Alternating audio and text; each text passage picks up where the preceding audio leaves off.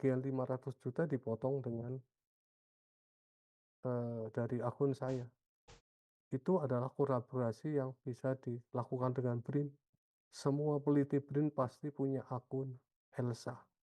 Tapi besarnya itu besar kecilnya tergantung produktivitas masing-masing. Dan perlu diingat, fasilitas yang ada di BRIN itu milik nasional. Siapapun boleh pakai. Tidak harus orang BRIN. Orang BRIN aja bayar. Tapi kalau Anda kerjasama dengan orang BRIN, Anda tidak bayar karena yang bayari orang BRIN, kolaborator Anda. Jadi itu contoh bagaimana manfaat itu bisa dilakukan. Dan saya sudah bantu tuh mahasiswa saya misalnya di ITB. Pak Uki, saya mau sequencing DNA di BRIN. Udah kirim aja, nanti tagihannya dipotong dari akun saya. Habis 10 juta Pak Oki. Udah ambil aja. Toh nanti kita publish bareng-bareng. Saya dapat satu paper, saya klaim lagi untuk top up. Cuma sayangnya tidak bisa diminta cash.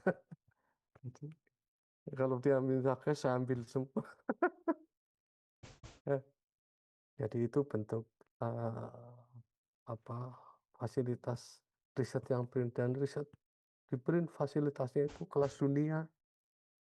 Jadi saya paham perguruan tinggi itu menghadapi tantangan fasilitas apalagi di luar Jawa, ya. Di Unpati kan sekarang lagi dapat, tapi kan ya tidak semua fasilitas di BRIN itu semua ada, karena kami ada 12 riset, organisasi riset. Ada kesehatannya, ada nuklirnya, ada ilmu pengetahuan sosial budaya, itu ada ekonomi, ada kebumian maritim, ada hayati dan lingkungan, ada pertanian dan pangan, ada nanoteknologi, ada.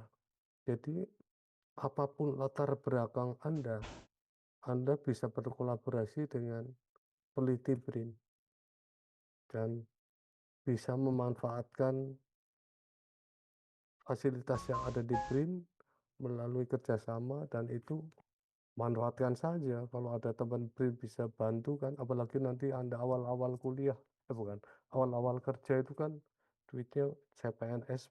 CPNS berapa sekarang gajinya di ETN? 80% 2,3 juta, Pak. 2,3 juta. Anda kalau mau pindah BRIN, tapi harus doktor, CPNS 7,5 juta. Itu CPNS-nya. Jadi bayangkan Pak Oki berapa. Makanya saya nggak mau balik perguruan tinggi karena terbiasa gajinya gede di BRIN. Yang pertama tadi apa, Mbak? Saya agak lupa. Terkait loyalitas, Pak, kan Oh iya, kalau kita lihat tantangan. siapa. Tahun 2022 saya itu postdoc di Universitas Oldenburg di Jerman. Tahun 2002, berarti 24 tahun yang lalu. Gaji saya itu 2.200 euro tahun itu. Sekarang euro itu 20.000 ya. Berarti kalikan 2 berapa? 44 juta. Itu tahun 2002 sampai 2003.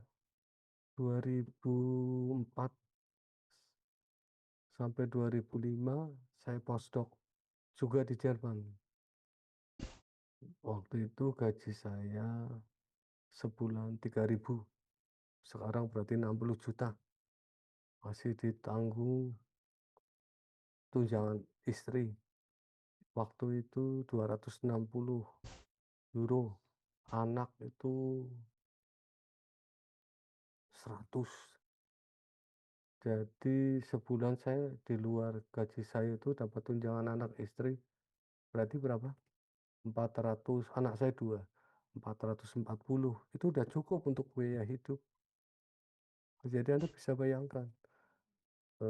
Istri saya mau kerja itu saya larang, sudah saatnya menikmati. Jadi waktu itu dengan penghasilan 60 juta per bulan plus tunjangan anak istri 440 kali 2 berarti 8 juta, tunjangan asuransi 100 anak ya, dan istri ya praktis hampir 70 juta lah, kalau di kurs sekarang ya.